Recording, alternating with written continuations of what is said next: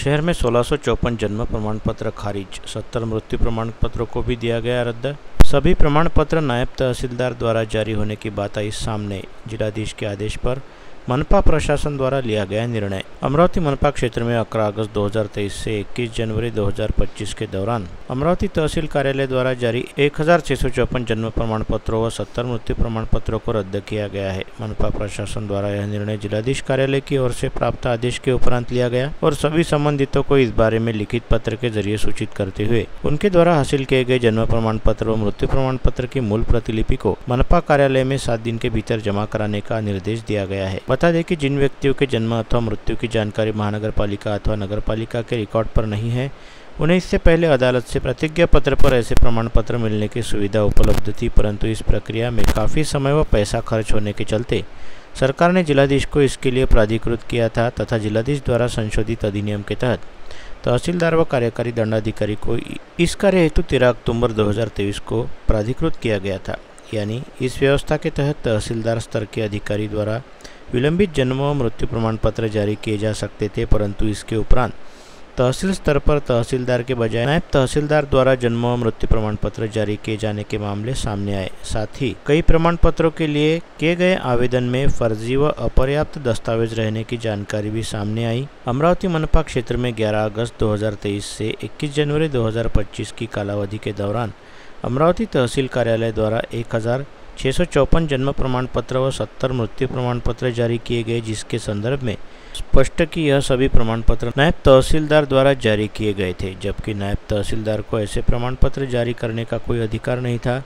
वे 11 अगस्त 2023 से 21 January 2025 के दौरान अमरावती तहसील कार्यालय से हासिल किए गए जन्म एवं मृत्यु प्रमाण पत्रों की मूल प्रतिलिपि को 7 दिन के भीतर मनपा कार्यालय में जमा कराए।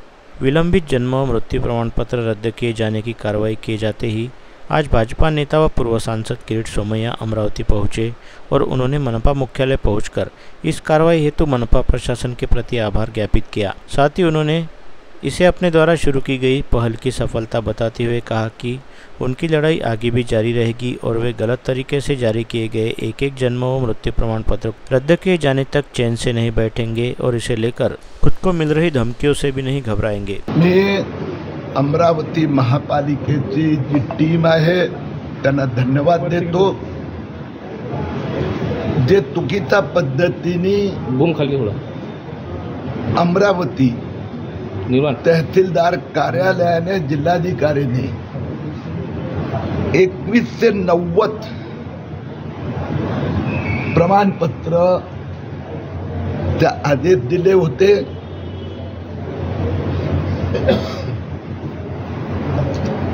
ते रद्द करण्याची प्रक्रिया जवळजवळ फेज 1 100% अमरावती महापालिकेने केली आहे।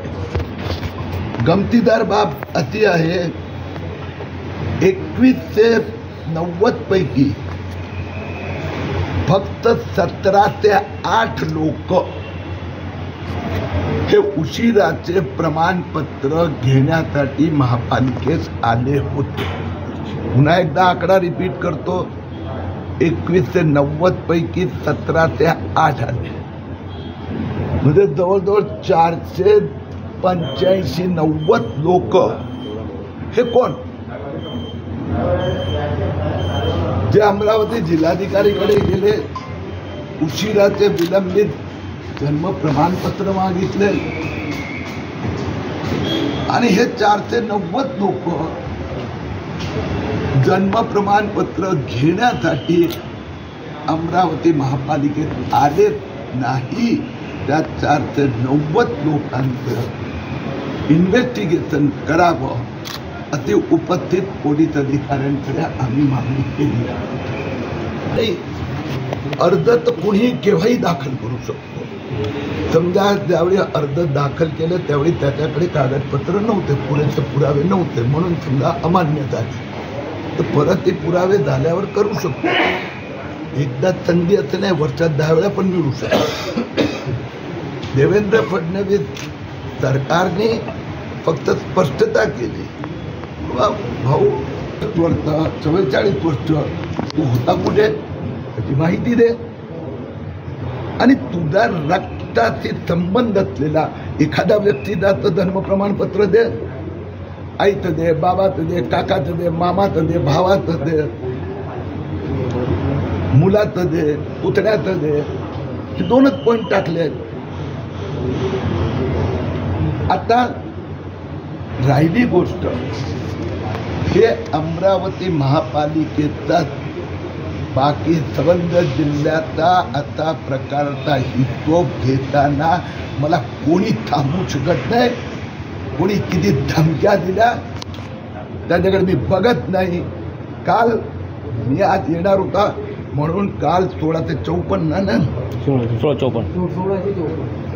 रद्द झाले ना. धन्यवाद.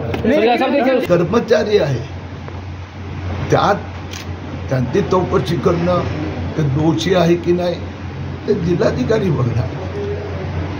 त्यात त्यांनी समजा कुणाकडून एक्सप्लेनेशन मागितलं तर आता अनेक ठिकाणी नाही, सगळ्या ठिकाणी नाही, काही ठिकाणी नायब तहसीलदार न्यायाधीश बसला. आता त्याला तोत्या न्यायाधीश म्हणायचं का? हे तर रद्द झाले. रद्द झाल्यानंतर आता कोणीही सामान्य माणूस कोणीही जर उच्च न्यायालयात गेला आणि यांनी तोत्यागिरी केली अशी ते तथाकथित न्यायाधीशाच्या विरुद्ध तक्रार झाली, तो तेरा क्या होगा भैया?